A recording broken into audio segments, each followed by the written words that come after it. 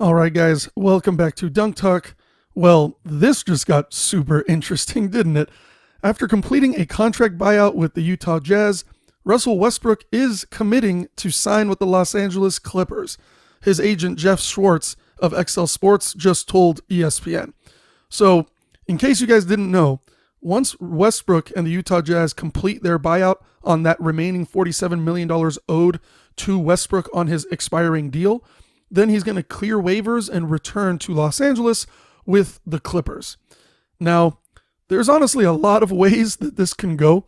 Let's start with the good, and then we'll talk about the bad, because in my opinion, there's a lot more bad than there is good. Now, starting with the good, Russell Westbrook honestly was not terrible this season. In fact, he was a very serviceable player. When he took on the sixth man role for the Lakers, he was averaging 15.9 points, 6.2 rebounds, and 7.5 assists in 28.7 minutes per game. This was a much better jump than last season with the Lakers, when he didn't take on that six-man role and wasn't really meshing with LeBron and AD's style of play. Now, another one of his good attributes was his assist play.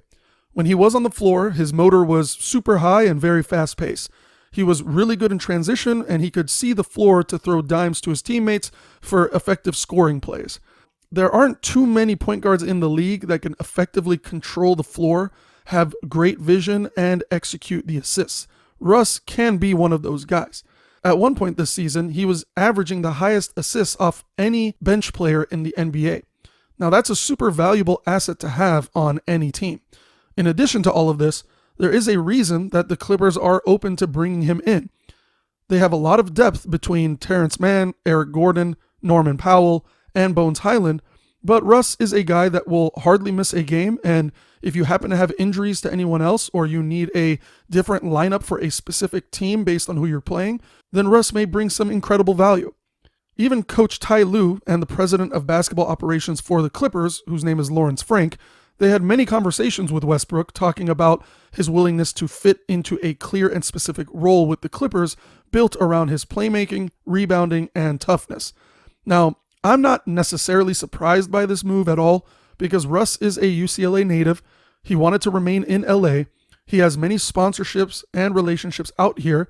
He also obviously has his family too. He has his clothing line, which is called Honor the Gift. And this may be his real last effective season before becoming a free agent once again. This will give him an opportunity to redeem himself and increase his value amongst other teams in the league. He'll most likely never get another $47 million per year contract again, but if he plays well enough, then maybe he could get something around the $15 to $20 million range. And let's be real, this is a good revenge play on Westbrook as well. The Lakers obviously didn't want him, and now he gets to join a top 4 seeded team with guys like Kawhi Leonard and Paul George, who have a real shot at actually winning the championship this season. Plus, Russ has really good history with Paul George when they played in Oklahoma City Thunder, and they actually played pretty well together.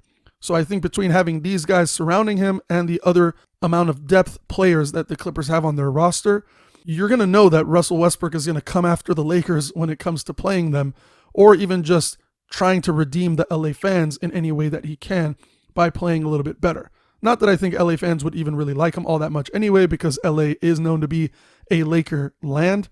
However, you never know. If he starts to play better and he really sticks it to the Lakers, it could change things around for him. Now, the Utah Jazz CEO Danny Ainge, the GM Justin Zanuck, and coach Will Hardy told Westbrook last Friday that they would welcome him reporting to the team, but the organization was prioritizing its younger players, and they would really make no assurances on Westbrook's minutes or his role. So the Utah Jazz ultimately mutually agreed just to buy him out. So that's pretty much all the good. We can go ahead and dive into the bad. Now, even though Westbrook's general stats were relatively good, his defense, inefficient shooting, which was 41.7% from the field and 29.6% from three-point land, and his turnover ratio was actually pretty horrible.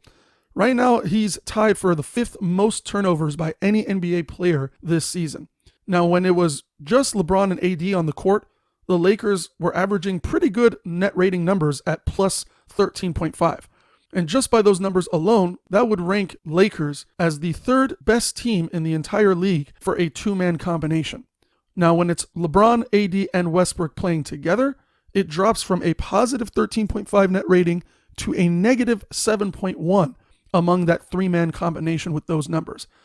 That means they rank at 129th out of 136th lineups. That's a net rating difference of 20.3 points. And just to put that into context for you guys, the 2011-2012 Charlotte Bobcats, who literally had the worst winning percentage in NBA history, they had a net rating of negative 15.2. And that's still 5 points better than having LeBron, AD, and Russ together. I mean, with that net rating this year, that literally puts them at the bottom of the league. So the question I guess we should be asking ourselves is, what does that mean for Russ, Kawhi, and Paul George imposing this big three? Of course, different teams, different players, it could always be a different situation, and the net rating could always increase depending on who you have around you. However, it just shows that when Russ usually plays with other guys, it's not a good turnout, which is why any team that Russ has been on, there's always been trades or move-arounds because that team has either had a bad winning percentage or the chemistry between the players just did not mesh. Now, in addition to all of this, Russell Westbrook really makes poor decisions at times when he's playing. He'll go from making a nice assist or a nice drive to the basket to all of a sudden throwing the ball into the stands or just missing a super easy layup completely that even my grandma could make. I mean, it honestly got so bad for the Lakers this season that Coach Darvin Ham would have to bench Westbrook in the fourth quarter for being a liability both on defense and offense on the court. Even LeBron had to publicly lobby for the Lakers to trade Westbrook mid-season, which obviously corrupted the vibes in the locker room even more. Plus, Russ just had a really bad attitude problem too. His ego is super high, he's very stubborn, and even if he seems like he'll take a reduced role or try to change his ways, deep down inside, he still is who he is. His attitude isn't about winning, hence why he's never won before. I mean, I haven't even dived into how poor his stats get when he enters the playoffs. It's really that bad.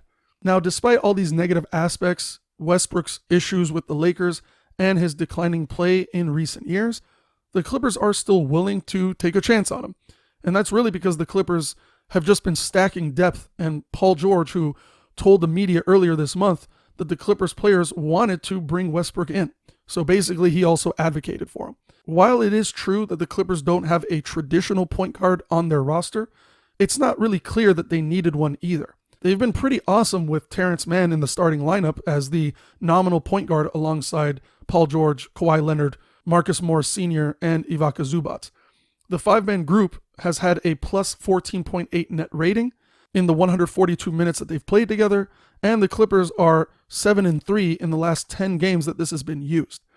Inserting Westbrook into the starting lineup now, just to have the quote-unquote true point guard, could really be a potential red flag or fit and chemistry issues. Also, if Coach Ty Lue opts for a sixth-man role to have Westbrook control the second unit, then why even trade for Eric Gordon and Bones Highland less than 2 weeks ago? I mean, they already knew that the Lakers were going to get rid of him, so why would you do that? All this really does is it just increases the depth for the Clippers, making it that much more difficult for Ty Lue to spread minutes evenly without players getting upset and potentially having issues in the locker room. You really don't want this to turn into a cancer-type situation. Now, the Clippers are 10-4 over the last month, and they have climbed to the fourth place seed in the Western Conference now that Kawhi Leonard and Paul George are both healthy, and they happen to do this without Westbrook. Adding Westbrook to the mix right when they are coming back into form doesn't really make a whole lot of sense. But to close things out, Westbrook has had discussions, and he discussed potential deals with the Chicago Bulls, the Washington Wizards, and the Miami Heat in recent days. But the chance for Russ to compete for a championship and to remain in Los Angeles more than likely played a significant part in his decision to ultimately choose the Clippers. Now, it will be real interesting to see how this truly plays out. I honestly think it will not work, but since the Clippers don't have to pay him this major salary that the Lakers did, it can't really hurt either. I mean, if you sign him and you don't like his style of play and his chemistry is off with the team, then just bench him for the remainder of the season. I mean, you're not really paying him anything anyway. And then from there, you could just utilize your other talent that you were already sticking with.